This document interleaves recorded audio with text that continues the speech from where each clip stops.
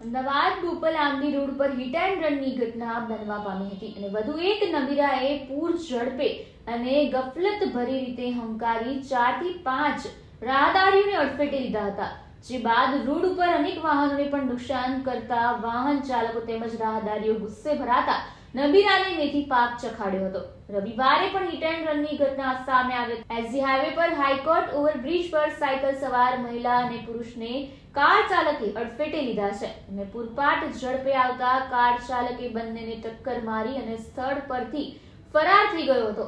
ઇજાગ્રસ્તોની ઓળખ ડોક્ટર અનીસ અને ડોક્ટર કૃષ્ણા શુક્લા તરીકે થઈ છે। હિટ એન્ડ રનની સમગ્ર ઘટના સીસીટીવી કેમેરામાં કેદ થઈ છે, જેને આધારે પોલીસે કાર ચાલકનું પગેરું મેળવવા તપાસ હાથ ધરી છે। 4 પૈડાની ગાડીનું સ્ટીયરિંગ હાથમાં આવી જતા કેટલાક નબીરાઓ બેફામ બની જાય છે અને પૂરપાટ ઝડપે ડ્રાઇવિંગ કરવા લાગે છે અને ક્ષણવારનો વિચાર પણ નથી કરતા કે અમારી મજા કોઈ અન્ય માટે સજા ન બની જાય।